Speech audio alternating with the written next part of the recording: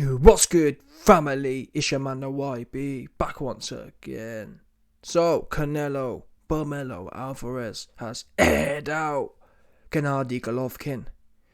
His plan is to end Golovkin's career. And you best believe the quotes get more smoky. That's my goal. That's my goal for this fight. No respect for him, ye. He's a great fighter. He's one of the best middleweights in boxing history. But that's what I train for. My goal is to end his career. His great career. Oh, the way he dropped that in there. My goal is to end his career. His great career. Do you know what I'm saying? Listen, Canelo, he's a legend. And the reason I say a legend is because, listen, I can't really believe anything Canelo says anymore. I was a huge Canelo man fan. I was telling people that Canelo was going to smoke Usyk. I believed it. Until he went in there and went out super sad against Bivol. Not even because he lost. Losing for me wasn't the issue. My issue was the fact that Canelo went out sad against Mayweather. He kind of sat back and just got beta-cucked. Yeah? Alvarez in that Mayweather fight was a beta male. And I thought, well, he's young, he's learnt from then, he's become more of a knockout guy, he's become more ferocious, etc, etc. 2-2s, the Bivol fight comes along, which, bear in mind, was during the absolute peak of his career. The Bivol fight came along exactly at the time me and other people were saying that Canelo was going to smoke Usyk. Canelo himself was saying he's going to smoke on the Usyk pack. Yeah? That's just what it was. And 2-2s, he go in there, Mr. I'm going to smoke Usyk, he get topped by 175 at Bivol. That's not a bad thing. I actually bet on Bivol at the time. I thought he would win. So I'm not saying Canelo was supposed to win, but what Canelo was supposed to do was put more of a shift in my opinion. He was supposed to dig a little deeper, or dig a lot deeper. He went out like B-level fighters go out. He didn't go out like Hall of Famers are supposed to, bottom line. Hall of Famers go out swinging. And we've seen much lesser boxers do a lot more in terms of committing themselves. Yeah? Canelo reminded me a bit like a diva in the fight. It was like, well, I'm not winning, I'm throwing my toys out the pram, and then the final bit for me was when he jumped on the ropes and started celebrating. That was despicable.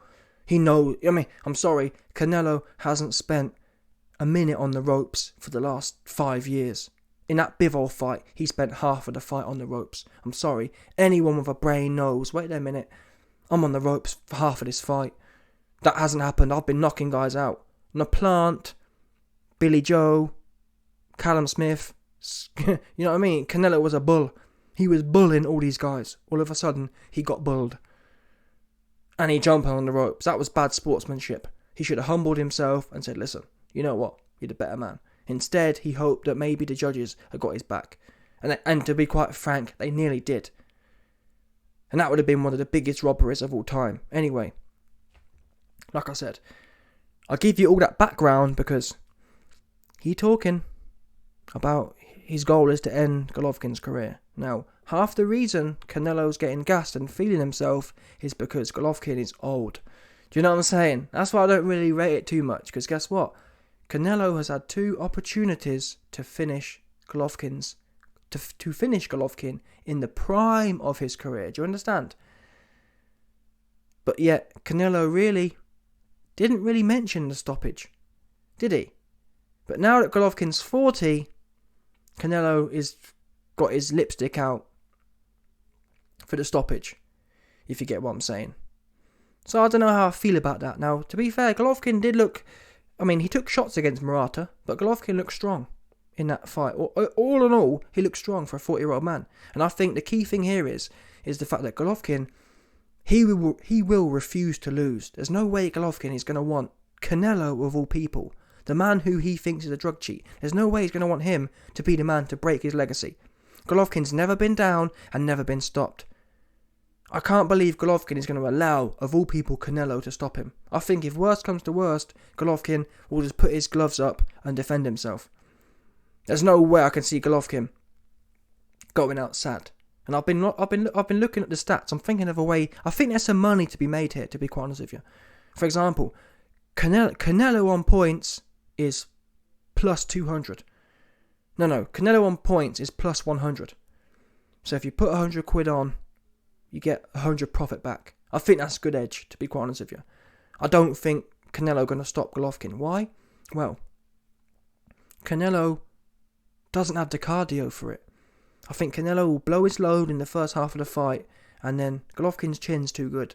Even at this old age, I believe Golovkin's chin's too sturdy.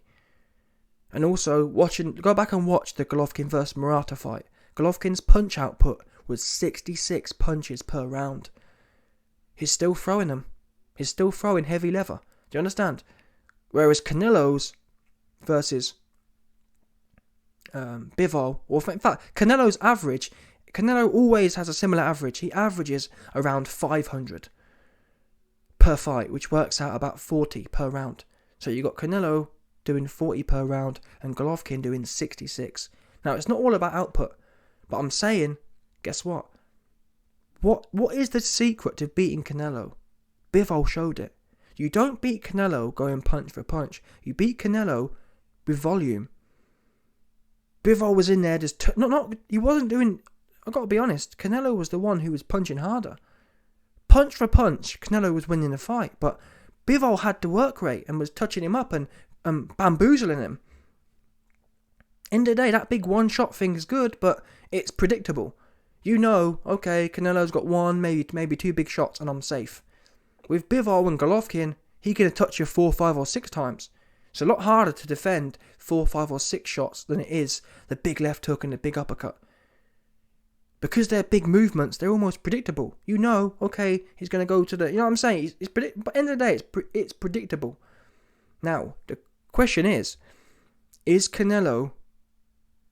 Because Golovkin's older now, is Canelo going to have the armor-piercing power? Yeah, that's the question. Is that balance enough? Is Canelo in his prime enough that them one shots just do too much damage? It might be the case, because at 168, he has looked dangerous. End of the day, he's been punching through people's guards. Although, it has to be said, he's only been punching through unproven people's guards. For example, Billy Joe, unproven. Billy Joe's done nothing. Yeah? Caleb Plant, done nothing. Now, Callum Smith, who's done more, Callum Smith knocked out George Groves, who was a 168-pounder. So he has done something. Canelo couldn't stop Callum Smith. In fact, couldn't even put him down. Yeah? And I believe Golovkin is at least as good as Callum Smith. If anything, actually, I think Golovkin's better than Callum Smith. And really, Golovkin now, because he's older, I think the extra weight will benefit him. Golovkin's had a whole 6-7 months to prepare as well.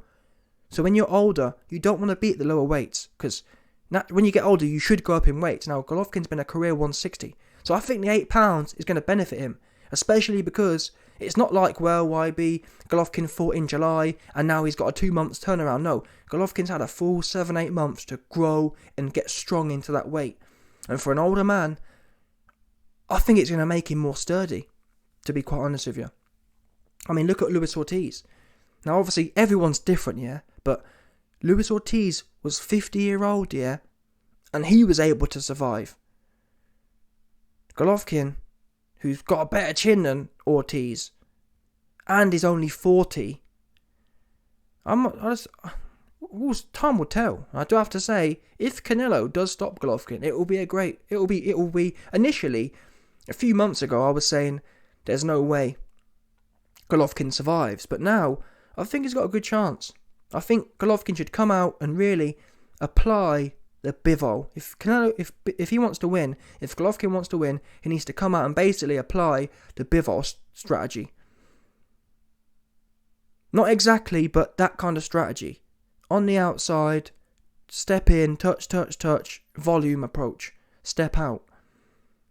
And also, tactically, if I'm training someone to fight Canelo, a key tactic is covering up in the first minute or the first minute and a half of every round, and then working the last minute. Canelo, almost to a fault, starts strong in every round and then fades. Every time, especially in the back half. So you cover up in the first minute and then go to work. There's a huge gap there to be had. There's a huge gap to be exploited with Canelo. Because that last minute of the round, he's like a sitting duck. He can't do anything, he's gassed. Canelo doesn't perform well when he's tired. He essentially gives up. He gives up to the cardio. And that is the trade-off, you see, with doing such big punches. If you're not landing them big punches clean, Canelo was landing them big punches on Bivol's arms, which it may work. Well, then again, he tried that against Callum Smith. It didn't work really, did it? He didn't stop Callum Smith. So the arm punching, it's better than nothing. It's good as a start. I think if you're fighting someone like Mayweather, who's really slippery, I think aiming at the arm is a good starting strategy. Yeah, it's good to help build your fighter's confidence, because so often when you see people fighting Mayweather, yeah, and they're headhunting, it just breaks, it kills them inside. They can't hit anything. So if I'm training someone to fight Mayweather, I'm going to say, listen, forget about the head for the first few rounds. Let's just get landing on the arms, on the body, and then we can start doing some minor accuracy adjustments. But listen, it's intriguing. I think the narrative for this fight is much more interesting than all of the other fights, to be quite honest with you, because of Golovkin's age. Is that a shame? To some, yeah, I ain't gonna lie to you. To some extent, it is a shame that the narrative's only more interesting because Golovkin's getting older. That shouldn't really be the case, should it? You shouldn't be more excited to see a fight, you shouldn't be more excited to see a fight just because someone's got old, innit? And that's why, in a way, I'm hoping Golovkin doesn't get stopped. I think there's no way Golovkin can win the fight, to be quite honest with you, because of the judges. I think, yeah, it'll be almost impossible for him to win on the cards, because he will need to win 9 rounds like Bivol did. I'm not sure Golovkin can do that. But he's working with a new trainer, and that new trainer, Jonathan Banks, he is more boxy. He's not as drama show. He's not as, he's not as Mexican style as Abel Sanchez, and that really is similar to Bivol. And one thing I do have to say though, Golovkin mentioned, I've seen the Bivol fight, I haven't watched it all, I only watched the highlights, and I'm not going to base my strategy on Bivol's. I'm not sure. Listen, is there a case, is it possible that Golovkin's cooked up his own new strategy and that's going to get it done? Maybe. My whole thing is, when you've been given a blueprint against a top level fighter who hasn't really been beat before, we know Golovkin isn't going to pull a Mayweather and just be in there slicking all over Canelo. So when you've been given a game plan, which in my opinion, I think, again, Golovkin isn't going to be able to copy the Mayweather plan. What he could copy is the Bivol plan. So why not try and go in there and use them parts of the game? And Teddy Atlas had an interview with Golovkin, and really, rightfully so, Teddy Atlas kept saying, "Oh, Golovkin, tell us about the Bivol strategy," kind of thing. And Golovkin just shut it down, saying he's got no plans. Now, is he bluffing? It's possible he's bluffing. He could be just bluffing. I'd like to think so. Why wouldn't you? We know Canelo's got slow feet. We know he loads up. So why not make use of that? And really, the second Golovkin fight, he did have lighter feet. He just didn't have the combinations as much. Golovkin was on the back foot, jabbing, and whatever else. What Bivol did well was he was on the back foot, but multiple times per round, he would step forward and walk in 6, 7, 8, 9 punch combinations. That's what was missing from the second Golovkin fight. He needs to walk on the back foot and then periodically, especially in the back end of each round. For the first minute, I told you already, for the first minute, let Canelo punch himself out. Let him load up and hit your arm. That was a great strategy from Bivol. And then, in the back half of every round, especially towards the last 2/3, the last 3/4 of the fight, that's when you want to start putting some putting the hammer down, I believe. Touching him. Because Canelo doesn't like to be touched. He doesn't. He doesn't like to be bamboozled. And to be fair, most people don't. Most people don't like 10 punches coming back at them, especially when they're tired. Anyway, let me read out this last quote here. I feel hungry. I always train 100%. This is no exception. I feel motivated. I can't wait to be in the ring. Anyway, I'm excited for this fight. A week now. It's quite interesting really how it's worked out. Initially when it was announced, I was thinking, oh, this fight's shit, but I'm buzzing for this fight now. I'm pissed off that we've lost the Savannah versus Shields fight. This next month is jam-packed. We've got Joe Joyce fighting Joseph Parker. We've got Wilder next month. We've got Conor Benn next month. It's the next month or two of boxing is jam-packed. So it's good news. The summer's been a bit dead, but now it's all rounding up again. And it's a shame that we lost the Shields versus Marshall fight, but here we are. Canelo versus Golovkin, kicking it off. We've got some good UFC tonight. So yeah, let's see how it plays out 100%.